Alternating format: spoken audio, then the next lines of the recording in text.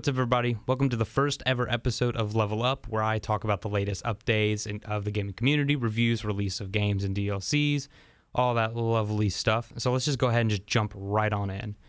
Destiny 2's Black Armory release is now live for everyone. Now, if you do own the Season Pass, you do get access to a couple other things that the free-to-play players do not get, which is always a good incentive for people actually buying something. The new activity you get is the Forges, where there are 3 Forge families that included into the Black Armory DLC. You go in, you and 2 other friends, 3 players, fight 2 waves of high-powered enemies while charging the Forge. Third wave is a strike-level boss. And once you beat it, if you have a weapon frame that needs to be complete, you complete it and get a new weapon out of it. It's all the new archetyped weapons from Black Armory, which so far include the light machine gun, hand cannon, sniper rifle, and auto rifle, with more to come as the others release during all the time-gated events. You also get the new exotics from said raid that we're going to talk about here in a little bit. But the new exotics are the Anarchy, a fallen-style grenade launcher that creates an arc trap field on multiple projectile detonations. The Le Monarch is a bow that creates a cloud of void damage when you kill someone, so adding an AoE and a damage over time effect to said enemies. And the Ignati's Burden, which is a sniper rifle that has a new perk called Honed Edge, which allows you to reload the gun, put all of the ammo into one high-powered shot, to basically one-shot Yellow Name mini-bosses. This also will include the new rumored exotic quest, not rumored anymore, already confirmed for January 29th, is the Destiny 1 fan favorite Last Word will come back to a time-gated quest line starting on January 29th, lasting till more than likely Crimson Days, which will be on Valentine's Day. The new raid location, Scourge of the Past, is in the Last City, where you fight Spider's brother, who is a fanatic fallen, who is a dictator over a house of fallen enemies, and they want to take the Black Armory weapons to use against humanity, yada, yada, yada, the good, basic, you're the good guys, go kill the villain.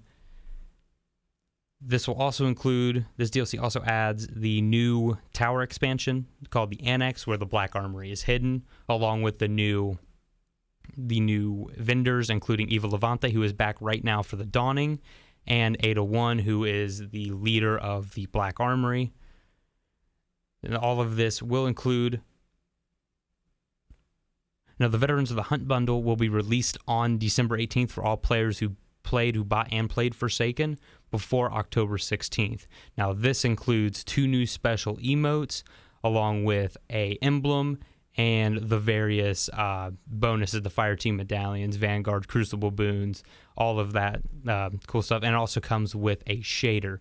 Now, the knife trick emote is basically what it says. You just stand there flipping a knife. It's just an endless emote that you could just do passively. Same with the coin flip emote. It's the Gambit. It's how the Drifter does all of his stuff with the coins. Now, the next 3 seasons are set up in a timeline. It's a rough timeline, but it is what Bungie has released for us. So for December and February is the season of the Forge. March and May will be the season of the Drifter, and then season of the blank, they have not released it yet, will be from June to August, finishing up year 2 and going into the next expansion in year 3.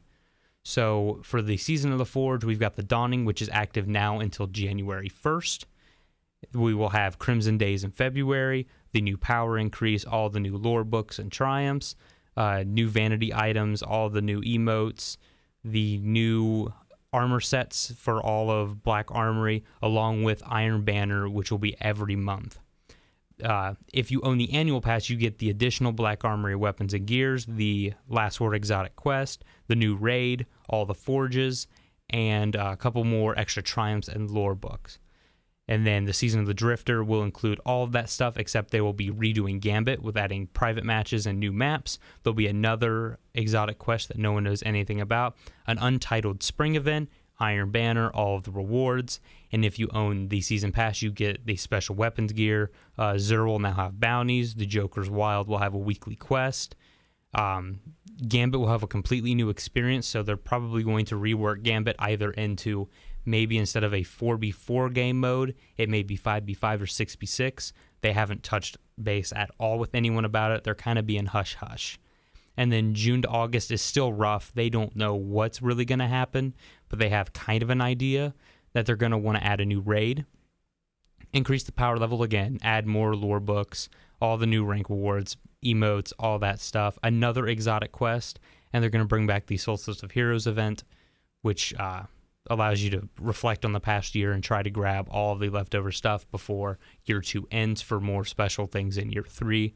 If you do have the annual pass, you'll have access to the new raid, the new weapons, and a new 6-player match-made activity that no one knows about. So it's probably going to be a 6-player dungeon if I had to take a guess, because they are leaning more towards dungeons for the 3-player aspect. So just a glorified strike to help keep PvE players interested with the game. And because if they don't want to play PvP or, Gambit, they can feel a little more at home.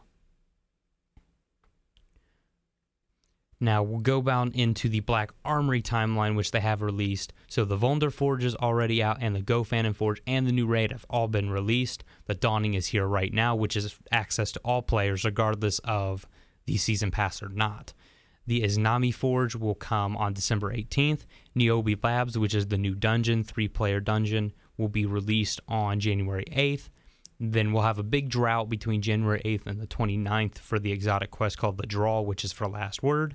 And then an even bigger drought into Crimson Days, which will last from February 5th all the way up until the end of Valentine's Day, or maybe even a little after. And that'll be free to all players as well, regardless if you own the pass or not. Now, right now, the Dawning is active, which brings back Eva Levante. She was a main character in Destiny 1 for your shaders to make your character look really cool. She disappeared for the first year of the game, and now they've brought her back as the event coordinator for the tower. So she has coordinated the Dawning, which is the Christmas event every year in Destiny. So she has new things. She's got a couple Christmas-themed sparrows and ships, some shaders as well. And she also has a new thing called the Christmas Oven, which you get to bake cookies for everyone in the solar system. All of the various people you meet, you get some triumphs, extra rewards for actually making all the different types of cookies and delivering them out. You also get powerful gear if you do them each week. If you make 12 cookies each week, you get a powerful gear drop, which is always nice. Extra powerful gear is always good. This includes also the triumphs that she's going to have tied into that, along with she may be adding more stuff through the coming weeks. Bungie hasn't discussed it, but so far it looks like they're going to add a couple new things each week into the Dawning as Iron Banner approaches. As Christmas actually approaches, they're going to add maybe some more emotes, more paid stuff, little bundle boxes, things of that nature. That is all for this time. You've all been listening to Level Up, and peace.